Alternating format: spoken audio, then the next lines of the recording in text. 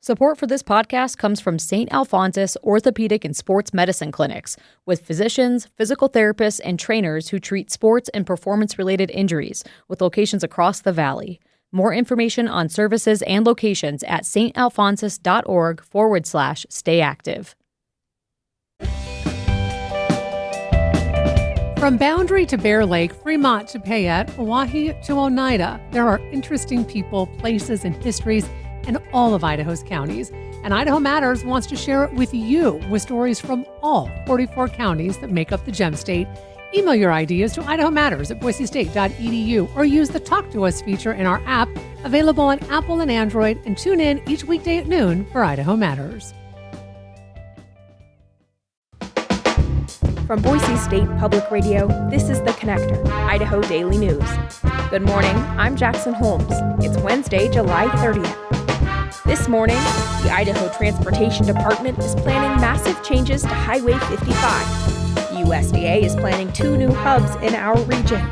And we'll introduce you to an exhibit that demonstrates Basque history in Idaho.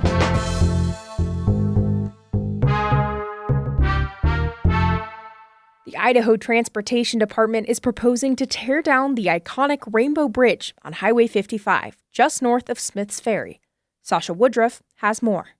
The iconic concrete arch structure was built in 1933 and spanned the North Fork of the Payette River.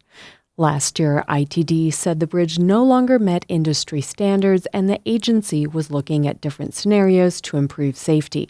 First reported by the news outlet Valley Outlook, the state agency now says on its website that keeping the bridge will require significant effort and investment.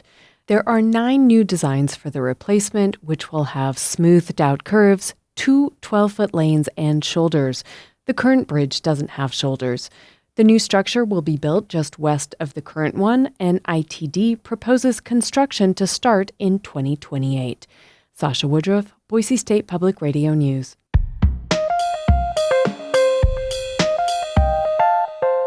The U.S. Department of Agriculture announced overhaul plans last week to bring new regional hubs to the Mountain West. The reorganization will move thousands of federal jobs from Washington, D.C. to 5 new regional hubs, including in Fort Collins, Colorado, and Salt Lake City. Rocky Mountain Farmers Union President Chad Franke says he's concerned about the potential impact on local farmers and ranchers who work closely with the USDA. Our big concern is that staffing levels remain adequate. It takes people to implement the projects and to make everything happen. And at the end of the day, if they don't have adequate staffing, our farmers and ranchers suffer. The plan is expected to be rolled out in the coming months. An exhibit on the history of Basque immigrants coming to America is getting a global audience this week, as tens of thousands of visitors come to Boise for Hayaldi. Jamie Geary has more.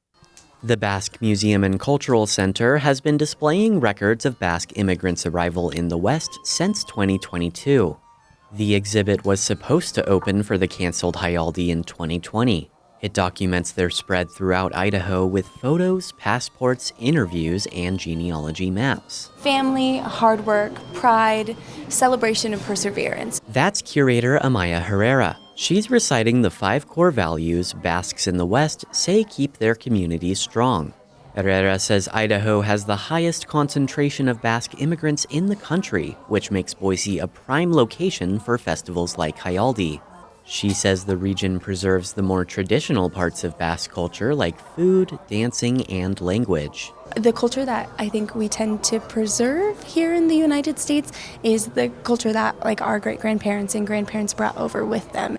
The Museum and Cultural Center was established in 1985 by Adelia Simplot, the daughter of a Basque immigrant. They preserved an old brick boarding house used by Basque sheep herders. It's now expanded to other buildings and is the only Basque museum in the United States. Jamie Geary, Boise State Public Radio News. And that's today's episode of The Connector. I'm Jackson Holmes, and we'll see you back here tomorrow. To stay in touch with the news between now and then, check out boisestatepublicradio.org or download the free Boise State Public Radio app. Thanks for listening.